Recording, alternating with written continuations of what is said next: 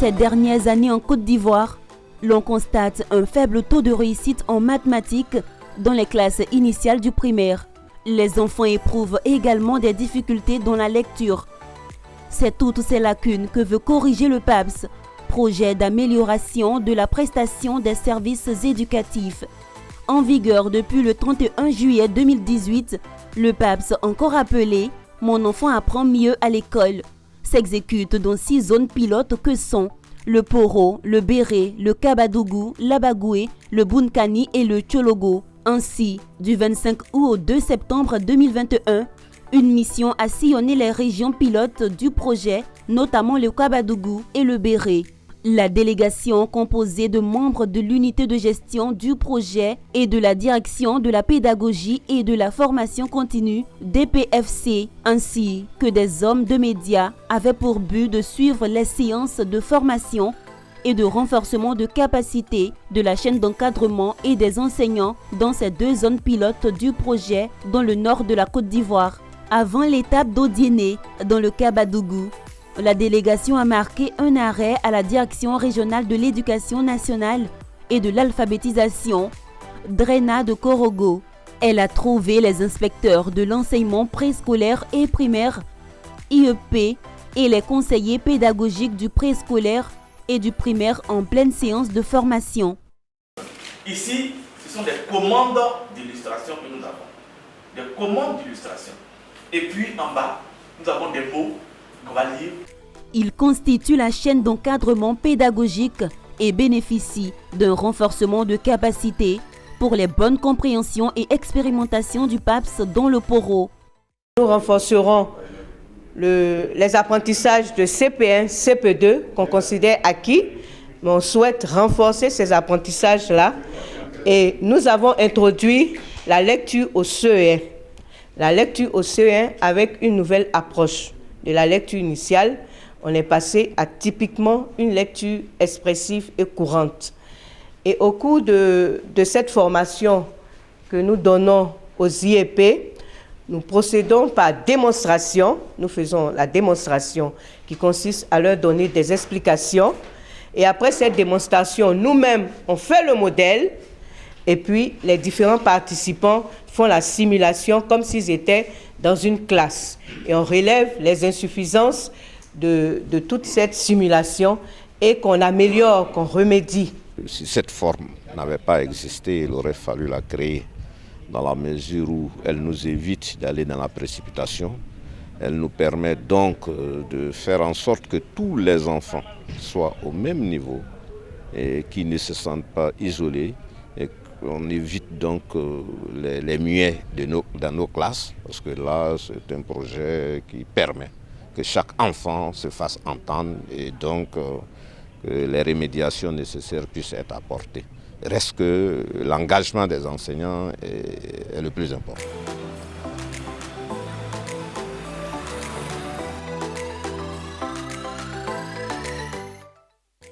Après Korogo, direction Odiéné dans le Kabadougou.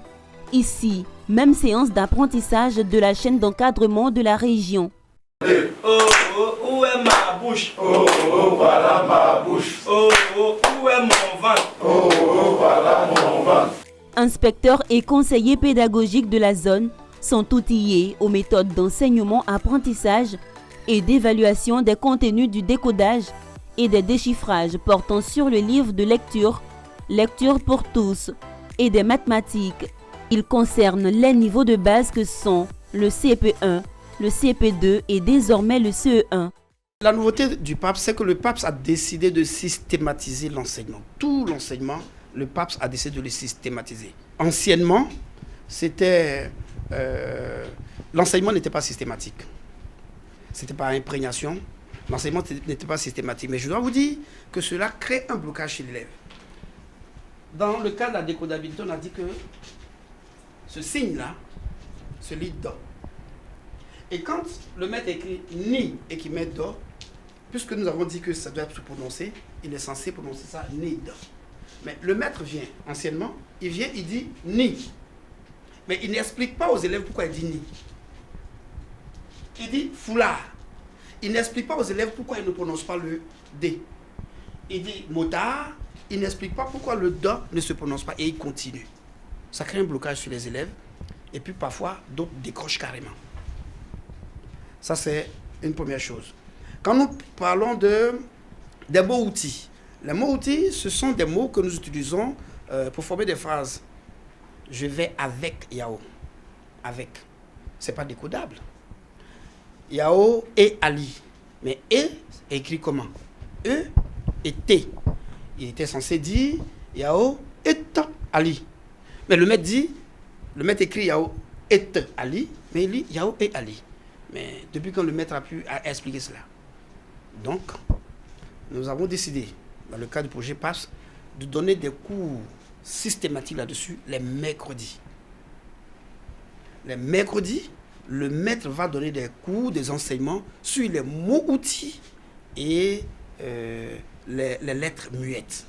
Et comme il prendra soin d'expliquer pourquoi on ne dit pas le do, et à quel moment on dit et, l'élève est libéré.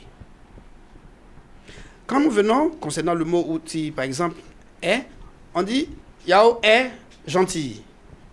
Après, on veut dire Aline et Akessi sont gentils. Nous sommes au CP1, au CP2. Il n'y a pas d'enseignement de conjugaison, il n'y a pas d'enseignement de grammaire. Mais comment ça se fait? Qu'est-ce qui explique tout cela? Ce n'était pas expliqué. Le PAPS ne vient pas faire la conjugaison, la grammaire au CP1 et au CP2. Non.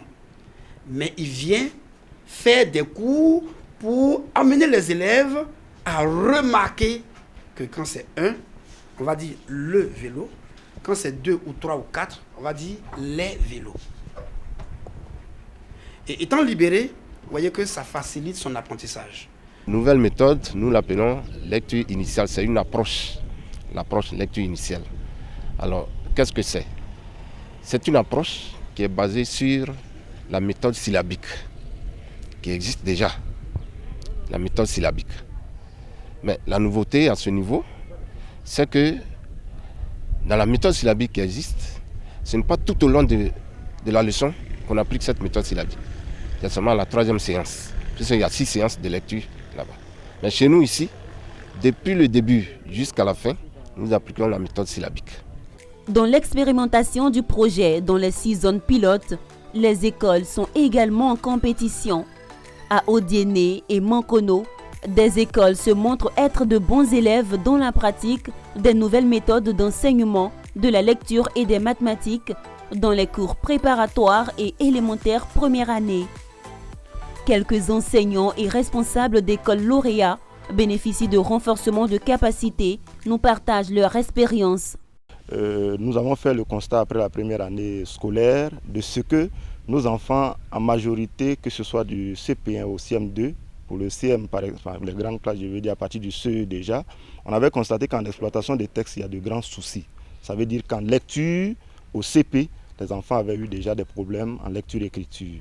Donc déjà, nous étions en train de chercher déjà des stratégies pour améliorer ce taux de réussite-là chez les enfants.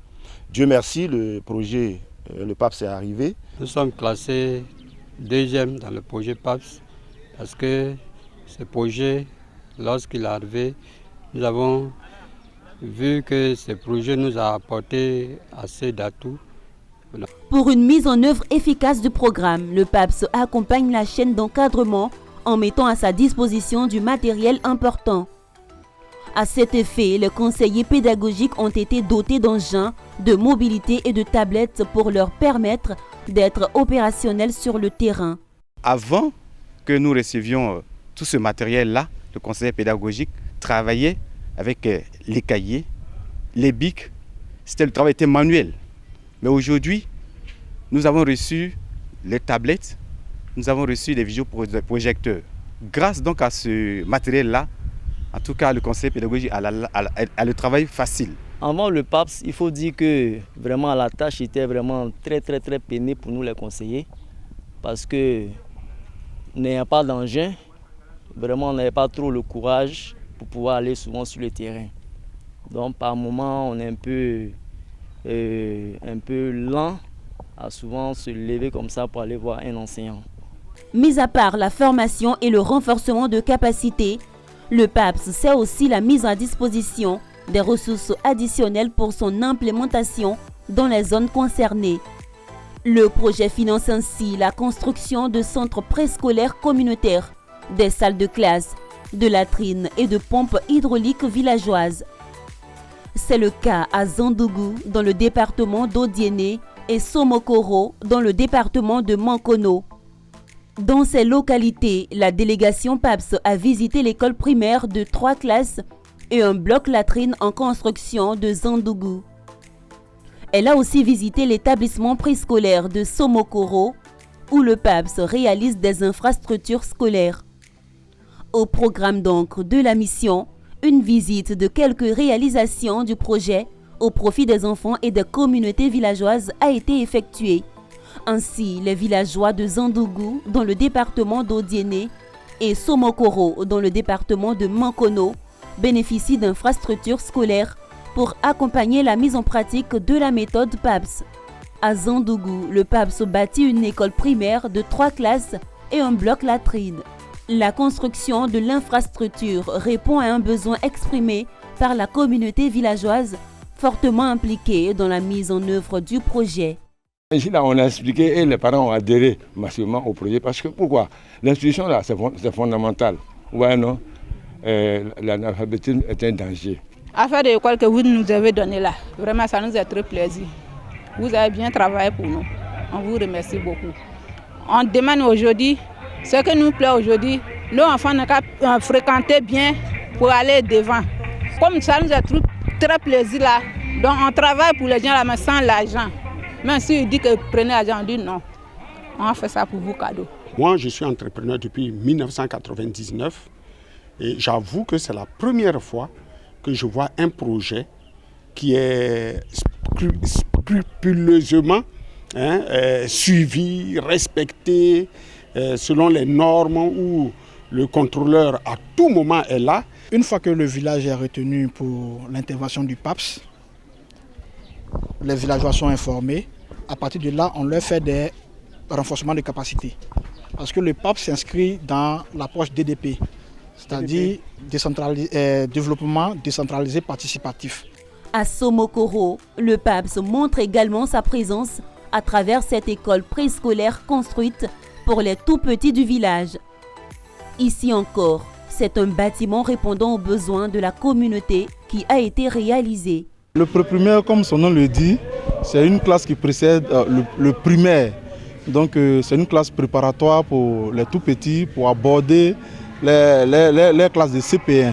Voilà, nous avons constaté que les enfants, généralement, dans les grandes villes, passent par l'école maternelle avant d'arriver au primaire. Nous les femmes, vraiment à la maison, nous on est chargés d'enfants. Pour aller au champ, tu ne sais pas comment tu vas charger tous les enfants pour aller au champ. Vraiment, ce projet nous a aidé beaucoup. L'objectif de tous ces efforts du PAPS est d'accroître l'accès à l'éducation préscolaire et primaire et d'améliorer l'environnement d'apprentissage scolaire dans les régions faiblement dépourvues en infrastructures scolaires. Ce projet s'implémente dans 377 écoles et produit d'excellents résultats qui encouragent les acteurs à redoubler d'ardeur pour élever le niveau des élèves de 4 ans et 5 ans en lecture et mathématiques dans les cours préparatoires et élémentaires première année.